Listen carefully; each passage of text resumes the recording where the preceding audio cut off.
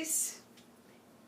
Okay, I just doing a bunch of videos. I'm just like thinking out of the top of my head. I'm never organized, as obviously you can see, and shooting with my iPad and the quality is always crap.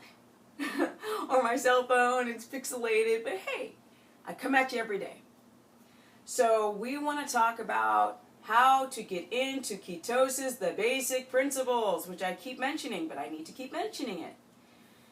You got to figure out why you want to do the ketogenic diet. Number one, you want to have fat loss, weight loss, not going to happen right away. Right? Why? Because there is a grace period for your brain to learn how to use ketones. Doesn't happen right away. You can go put your macros perfect and your body's like, I'm not budging. You better put those foods back in, that carb, that ice cream, that pizza, you better put that back in. And if you don't put it back in, I'm going to make you feel like hell. And you know what you got to do? You got to be real strong. And you got to not listen to those cravings. Because if you refeed, bam, spike in glucose. And all those synapses in your mind are reactivated. So you guys, why? So here we go. Let's just run through real quick. 80% fat, not 65, not 70. 80% fat, and don't you dare go under 1,600 calories a day, 80% fat. You know, I like people upwards towards, especially in the beginning, 2,000, 25 if you're a woman, 3,000 if you're a dude. Let's crank up the fat. Let's get our fat up to 200 grams in the first 5-6 weeks. Just do it. I'm going to get fat. No, you're not going to get fat. You're going to have a lot of weird metabolic things happen. You're going to dump water. You're going to redistribute water. Are you going to have muscle loss? A little bit, maybe. Your whole metabolism's like, what the H-E are you doing? And don't fight back. It's like, you're like, boom, to your broken metabolism. And then your metabolism's like, boom, back. You're like, damn it. You want to go and clear out your cabinets, throw stuff away, and you can't just eat. You guys undereat fat. You undereat. You don't know 200 grams? Google it. Don't use MyFitnessPal, by the way, and Keto Calculator. Garbage. Go Google it. Look on the package. Register it. Know it. If you want to use MyFitnessPal, use it designed by your own research and then put the right numbers in. 80% fat. Eggs. You got an egg allergy? You don't have to eat eggs. Just have any fatty meat. You can have cod. You can have salmon. You can have friggin' chicken wings and chicken thighs and chicken drumsticks and grass-fed beef and bison and you can have bone marrow, bone broth soup and eat the marrow, which is amaze balls, big elephant balls. You can have pork. You can have anything that's the fatty bits. You can have eyeballs. You can have tongue. You can have brain. You can have heart, liver, kidney. You can have whatever you want. Just get the fatty cuts of the meat from a healthy animal.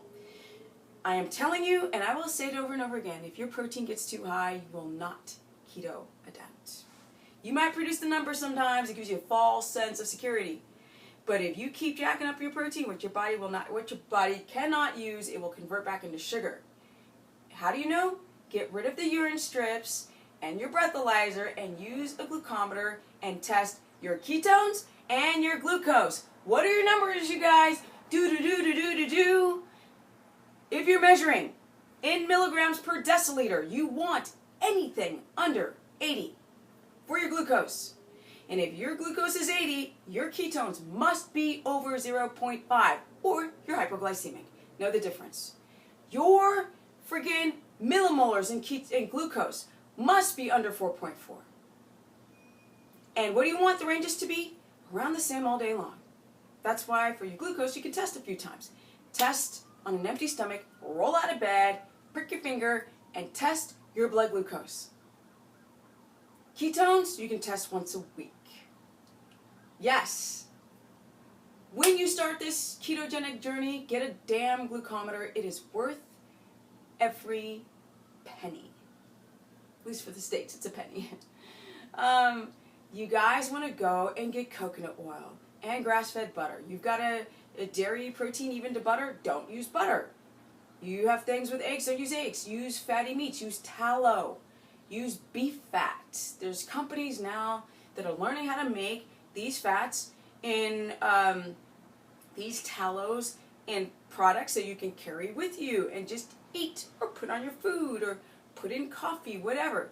You want monounsaturated fats from things like olives. Don't like olives? Avocados. You need potassium. If you don't have enough potassium, wham, headache. Headache, potassium, sodium. Remember, you drop your carbs, listen to the words, carbohydrate. For every bite of a carb, your body holds on to 3 bites of water. You dump the water when you dump the carbs. Your electrolytes go, your kidneys go, dump water.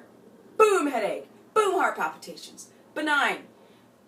9 times out of 10, not even 9 times, 10 times out of 10, they're benign.